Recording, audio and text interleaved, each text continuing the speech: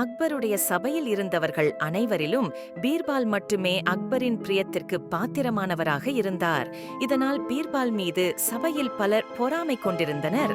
ஒரு நாள் பீர்பால் மீது பொறாமை கொண்டவர்கள் ஒன்று கூடி அவருக்கு எதிராக சதி ஆலோசனை செய்தனர். அவருக்கு எப்படியாவது கெட்ட பெயரை உண்டாக்கிவிட வேண்டும் என்று அவர்கள் விரும்பினர். ஒவ்வொருவரும் ஒரு யோசனை கூற, தாவூத் என்பவர் பீர்பாலை அவமானப்படுத்த தன்னிடம் ஓர் அருமையான திட்டம் இருப்பதாக கூறினார். பீர்பாலை பற்றி தவறாக எது சொன்னாலும் சக்கரவர்த்தி நம்ப மாட்டாரே என்று மற்றவர்கள் சந்தேகம் எழுப்ப, சொல்கிற விதத்தில் சொன்னால் சக்கரவர்த்தி கட்டாயம் நம்புவார் என்று தாவூத் அடித்து கூறினார்.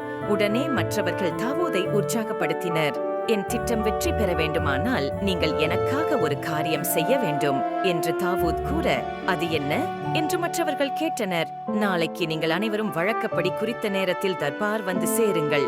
நான் மட்டும் தாமதமாக வருவேன். நான் ஏன் வரவில்லை என்று சக்கரவர்த்தி உங்களை கேட்பார். உடனே நீங்கள், தாவூத் ஒரு பயங்கரமான குற்றத்தை தன் கண்களால் பார்த்துவிட்டார். அது அவருடைய மனசை மிகவும் பாதித்து விட்டது. அதனால் அவர் தாமதமாக வருவார் என்று சொல்லிவிடுங்கள். பிறகு நான் வந்து அது என்ன என்று அவரிடம் விளக்கி கூறுவேன் என்று கூறினார் தாவூத். அனைவரும் அதற்கு சம்மதித்த பின் வீடு திரும்பினர். மறுநாள் தர்பார் கூடியது. பீர்பல் உட்பட அனைவரும் குறித்த நேரத்தில் தர்பாருக்கு வந்து விட்டனர். தாவூத் மட்டும் வரவில்லை. அக்பர் தர்பாரில் நுழைந்ததும் அனைவரும் எழுந்து சலாம் செய்தனர். அக்பரும் புன்னகைத்தபடி தன் ஆசனத்தில் அமர்ந்து கொண்டு அனைவர் மீதும் தன் பார்வையை செலுத்தினர்.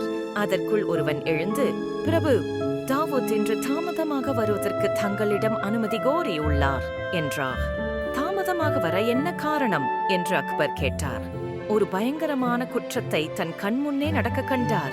இதனால் அவருடைய உடல் சோர்ந்து விட்டது. ஆகையால் சிறிது தாமதமாக வருவதாக கூறியுள்ளார் என்றார் அவர். சற்று நேரத்தில் தாவூதே வந்து சேர்ந்து விட்டார். உடனே அக்பர் அவரை பார்த்து, ஒரு பயங்கரமான குற்றம் நிகழ்வதை நீ பார்த்தாயாமே என்று கேட்டார். ஆம் பிரபு என்றார் தாவூத்.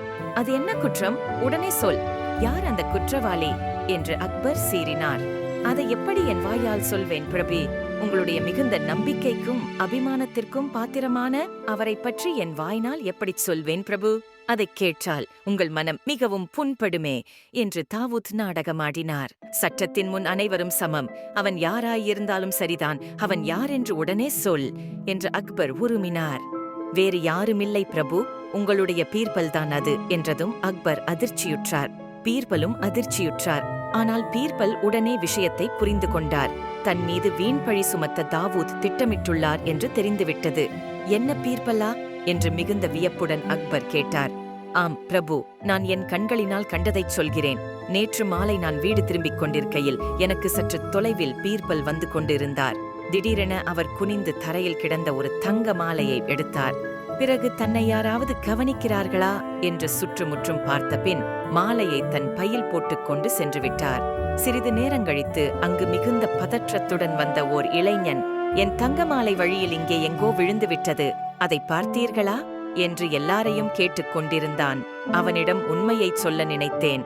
அதற்குள் அவன் அங்கிருந்து சென்று விட்டான் என்று தாவூத் அழகாகத்தான் கற்பனை செய்து வந்த கதையை கூறினார். அக்பர் கோபமாக, பீர்பல், இவர் உன்னை பற்றி கூறுவது உண்மையா என்று கத்தினார். இல்லை பிரபு, நான் மாலை நேரத்தில் அங்கு வந்தது உண்மை. ஆனால் இவர் குறிப்பிட்டது போன்ற சம்பவம் எதுவும் அப்போது நிகழவில்லை என்றார் பீர்பல். பிரபு, பின் நான் என்ன பொய்யா சொல்கிறேன்? பீர்பல் மறைக்கிறார். நான் சொல்வது சத்தியம் என்றார் தாவூத். பீர்பல் எடுத்ததை நிரூபிக்க வேறு சாட்சிகள் இல்லாத போது நீ கூறுவதை நான் எப்படி நம்ப முடியும் என்று அக்பர் தாவூதை கேட்டான். அதற்கு ஒரு சோதனை செய்து பார்க்கலாம். பழுக்க காய்ச்சிய இரும்பு கம்பியை நான் எடுத்து வருகிறேன். அதை தன் கையில் பீர்பல் பிடித்துக் கொள்ளட்டும்.